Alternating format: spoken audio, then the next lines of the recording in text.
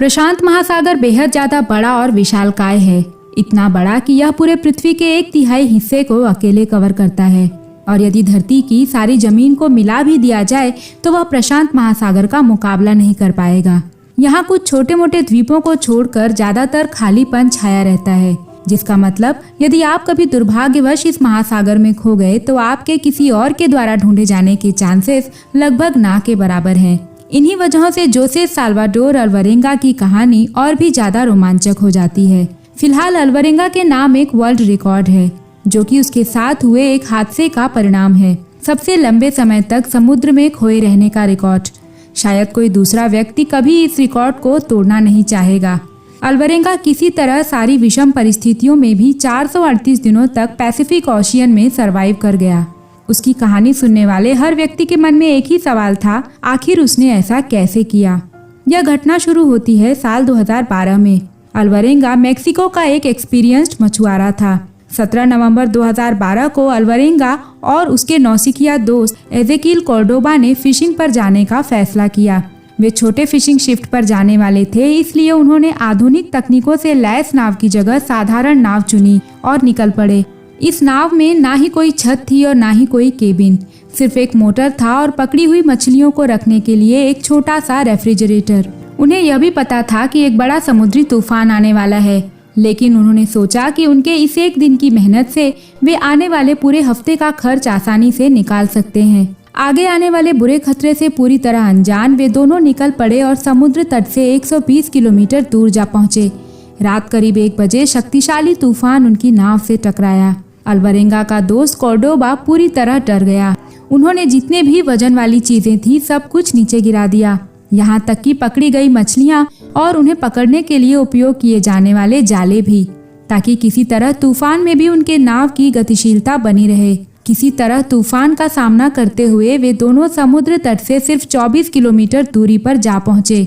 अब उन्हें सामने के पर्वत आसानी से दिखाई दे रहे थे। तभी अचानक उनका मोटर बिगड़ गया। किसी पैडल और चप्पू के बिना तेज तूफानी हवाएं उन्हें दोबारा समुद्र के भीतर ढकेलने लगी। लकीली उनका रेडियो सिग्नल चल रहा था और उन्होंने तुरंत अपने बॉस को उनकी परिस्थिति के बारे में बताया। लेकिन कुछ समय बाद ही रेडियो की बैटरी भी खत्म हो गई और फिर पूरी तरफ शांति छा गई। आप उनके निराशा की कल्पना कीजिए। सिर्फ एक रेडियो जो कि उनकी आखिरी उम्मीद थी और जिसकी वजह से वे बाहरी दुनिया के संपर्क में थे, अब वो भी बंद हो चुका था। पर्वतों का वो नज़ारा जो बिल्कुल उनकी आंखों के सामने था, धीरे धीरे ओझल हो गया और तेज हवाओं ने उन्हें फिर से महासागर के विशाल कायता में ढकेल दिया। हालांकि उनके बॉस ने कई दिनों तक सर्च ऑपरेशंस जारी किए, लेकिन जैसे जैसे उनकी नाव महासागर में सरकती चली गई, उन्हें ढूंढना और भी कठिन होता गया। आखिरकार मजबूरन उन्हें ये सर्च ऑपरेशन बंद करना पड़ा। सिर्फ 5 दिनों में वे दोनों कोस्टा अजुल गांव से बहते हुए 450 किलोमीटर दूर पहुंच गए। अब उनके चारों तरफ सिर्फ समुद्र ही समुद्र था और उसके बीच उनकी नाव इतनी छोटी थी कि उन्हें हवाई मार्ग से ढूंढना भी मुमकिन नहीं था। उन दोनों के पास नाव में खड़े होकर हाथ दिखाने के अलावा और कोई उपाय नहीं था। उनके पास ऑनबोर्ड कोई खाने पीने की सुविधा नहीं थी, इसलिए उन्हें मजबूरन छोटी मछलियों को हाथों से पकड़कर खाना पड़ता था। वे समुद्र का खारा पानी नहीं पी सकते थे। एक दिन उन्हें एक तैरती हुई प्लास्टिक बोतल मिली, जिसमें वे बारिश का पानी जमा करते और उसे पीते थे। जब बहुत लंबे समय तक बारिश नहीं होती थी तो मजबूरन उन्हें पकड़ी हुई मछलियों और कछुओं का खून और कई बार तो खुद का यूरिन भी पीना पड़ता था। दिन पे दिन और महीने दर महीने बीतते गए। वे दोनों सिर्फ एक छोटे से बॉक्स में बैठे रहते, एक दूसरे से बातें करते, मछलियाँ पकड़ते या फिर सोते। ऐसी परिस्थिति में किसी भी व्यक्ति की मानसिक हालत खराब हो सकती है, जो कि अल्वारेंगा के बताए जाने के अनुसार उसके दोस्त के साथ हुआ था। कॉर्डोबा ने 4 महीने बाद जीने की सारी उम्मीदें छोड़ दी। लगातार कच्चा खाना खाकर वो बीमार पड़ने लगा। उसने परेशान होकर सब कुछ खाना पीना छोड़ दिया और आखिरकार भूख से मर गया। अल्वारेंगा अब बिल्कुल अकेला बचा, जिसके आसपास दूर दूर तक कहीं कुछ भी नहीं था।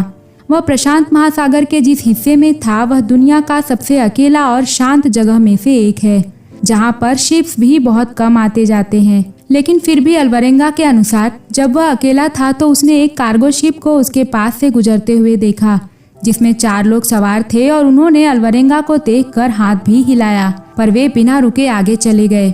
जानकारों का मानना था कि ये सब अल्वरेंगा का हेल्यूसिनेशन भी हो सकता है, क्योंकि उसकी भी मानसिक हालत खराब होने की कगार पर थी। 11 महीने बीत गए। अल्वरेंगा ने लगभग 8000 किलोमीटर का समुद्री सफर उसके इस छोटे से नाव पर तय कर लिया। 14 महीने बीतने के बाद फाइनली एक दिन सुबह उसे नाव के आसपास नारियल तैरते हुए दिखे। वह समझ गया कि यहाँ आसपास कोई द्वीप जरूर होगा। आधा दिन गुजरने के बाद उसकी नाव एक द्वीप से जाकर टकराई। 438 दिनों बाद अल्वरेंगा ने जमीन पर कदम रखा और एक घर का दरवाजा खटखटाया। वहाँ के लोग भी अल्वरेंगा की कहानी सुनकर हैरान रह गए। उस आइलैंड का नाम एबॉन अटॉल था, जो कि धरती के सबसे दूरस्थ और एकांत जगहों में से एक है। यदि वो इस जगह को मिस कर देता तो अगली जगह फिलीपींस में थी, जो कि वहाँ से 5000 किलोमीटर और आगे थी। लेकिन किसी तरह लकीली वो सबसे बड़े महासागर के बीच स्थित सबसे छोटे द्वीप पर जा पहुंचा। वहां से उसे रेस्क्यू कर उसके शहर एल साल्वाडोर भेज दिया गया। वहां जाकर अल्वरेंगा ने अपने सर्वाइवल से जुड़ी एक किताब भी लिखी, जिसका नाम 438 डेज है। यदि आज की बात करें तो अल्वरेंगा अपने होम टाउन एल साल्वाडोर में एक सुकून की जिंदगी बिता रहा है, समुद्र से बहुत दूर।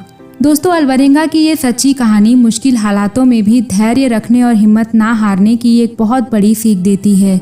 उम्मीद है वीडियो आपको पसंद आई होगी। इसे लाइक और शेयर करें, साथ ही चैनल को सब्सक्राइब कर बेल आइकॉन भी दबा दें। तब तक के लिए मिलते हैं एक और इंटरेस्टिंग वीडियो के साथ।